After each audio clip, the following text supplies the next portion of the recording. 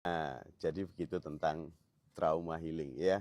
Nah, ini ada Mas Tias kita ya, apa yang ditanyakan barangkali Oke dok, itu kendala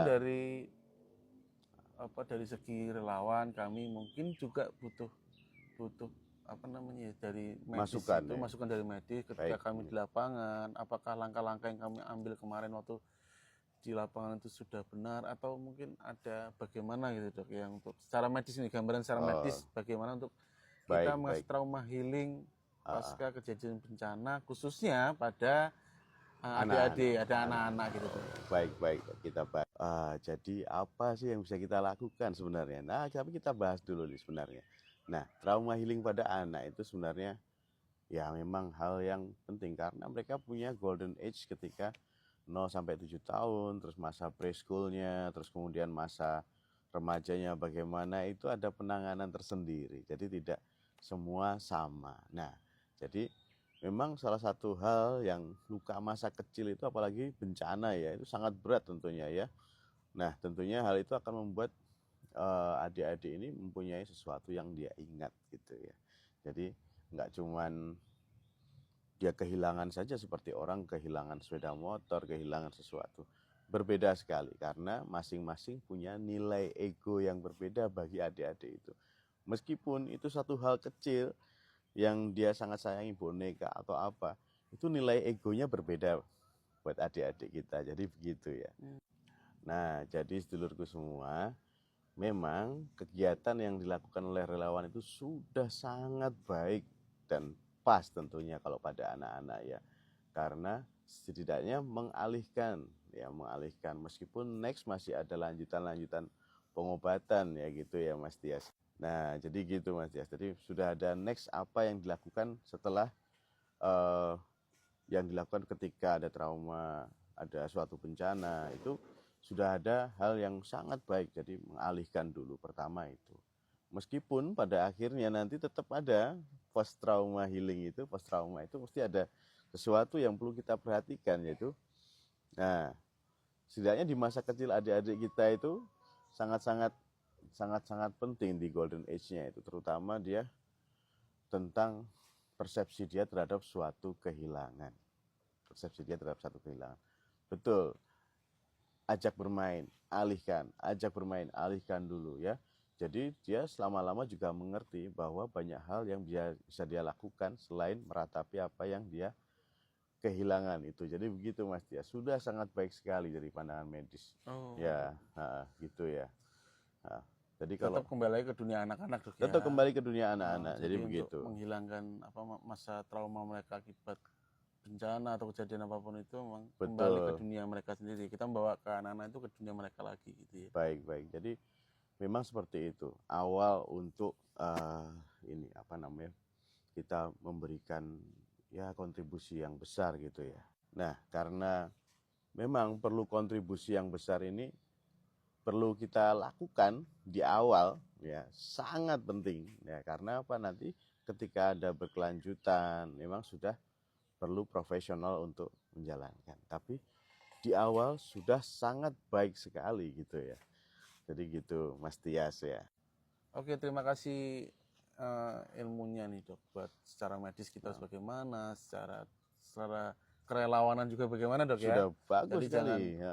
terutama jangan Tetap bergerak lah. ragu-ragu. Artinya juga melakukan kegiatan trauma healing itu kalau menurut saya itu gampang-gampang susah juga dok ya. Baik baik baik Karena memang kita harus benar-benar melihat kondisi dari korban bencana ini ya. baik Karena baik. kalau kita salah juga akhirnya malah nggak jadi benar, malah jadi kacau nanti gitu dok ya. Oh, Mungkin itu buat dari saya seperti itu sih dok, pengalaman baik kita di lapangan gitu ya. baik. Nah, jadi intinya kegiatan yang tetap berjalan, sedulurku semua, teman-teman relawan itu sudah sangat baik, sangat bagus ya, menjalankan apapun ya. Tapi intinya adalah alangkah baiknya lebih terjadwal. Kita mengerti kondisi anak. Jadi anak ini memang capek, memang lagi nggak bisa. Ini nggak boleh kita paksain gitu ya. Jadi nggak bisa kita sesuai mau kita sendiri. Tetap melihat kondisi masing-masing anak juga gitu, sedulurku ya. Jadi Ya, setuju sekali dok dengan proses itu ya. Jadi ketika memang kita di lapangan, terus benar-benar paham sekali kondisi adik-adik terutama yang kena musibah itu ya. Jangan sampai terus kita kehadiran relawan itu malah membuat kondisi adik-adik ini malah menjadi ancaman trauma. Iya, betul. Karena kalau kami di lapangan itu kami benar-benar harus membuat jadwal untuk adik-adik ini, bagaimana mereka aktivitas pagi, aktivitas siang, aktivitas sore, sampai malam pun kami masih kontrol gitu. Jadi artinya kembali ke dunia anak, kembali ke dunia anak, terus kita memberikan jam-jam mereka itu. Biasanya kalau anak usia segitu pagi itu ngapain sih gitu kan, siang ngapain sih, malam ngapain. Nah ini harus kita juga paham itu, Dok. Jadi nggak cuman ayo dihibur gini, enggak, kita memang membuat jadwal untuk aktivitas si harian anak-anak ini, kita buat aktivitas harian mereka. Karena setelah kejadian bencana jeda mereka pasti semua berubah. Betul. Mulai tempat tinggalnya, tempat bermain, teman bermainnya, nah ini semua berubah. Nah kita harus bisa menyesuaikan itu juga, Dok. Jadi nggak cuma sembarangan, cuman syukur-syukur ngasih trauma healing, diajak bernyanyi, itu juga kurang tepat kalau menurut saya, Dok. Baik. Nah, jadi tidak sekedar menghibur ya, tapi memang harus ada penjadwalan untuk activity daily living dari adik-adik kita ini. Jadi untuk selanjutnya bagaimana kita pikirkan setelah beberapa hari nanti ketika dia mulai ada keluarga yang ikut membantu, dia mau disalurkan kemana. Nah, antara jeda waktu itu, peran relawan di sini adalah memberikan jadwal kegiatan. Jadi nggak cuma menghibur nyanyi-nyanyi atau bagaimana, enggak, jadwal kegiatan yang intinya di aktivitas anak harian. Jadi begitu ya sedulurku semua. Iya, benar sekali, Dok. Aktivitas harian kita bisa nanti mulai memetakan juga, Dok, ya. Jadi memetakan itu ada skala trauma kalau menurut saya, Dok, ya. Dia yang benar-benar mereka memang parah traumanya terjadi. Itu ada yang ya nggak terlalu parah, mereka masih ini karena jauh dari posisi, cuman terdampak, cuman terlalu jauh. Nah ini kita bisa memetakan juga, Dok. Baik. Jadi kita petakan, ini si A ini kita buatkan jadwalnya dalam satu hari kita berapa kali pertemuan dengan si anak nih. Baik. Kalau si B kita bisa berikan di pagi hari saja, tidak harus sampai ini. Nah ini juga kita bisa membuat itu, Dok. Gambaran juga seperti itu sih. Itu pengalaman kita di lapangan, Dok, ya. Oke, bagus. Nah memang yang di lapangan nggak sama dengan yang di atas kertas gitu ya sedulurku ya. Jadi nggak mudah memang ya. Memang kita harus menyesuaikan. Kita pun yang tahu ilmunya bagaimana ketika sudah ada di lapangan, kita ngelihat langsung kondisi si anak, kondisi lingkungan sekitarnya. Kita tenaga medis pun tidak bisa langsung memaksakan kondisi atau memberikan langsung secara teoritik seperti ini. Enggak, kita harus sesuaikan.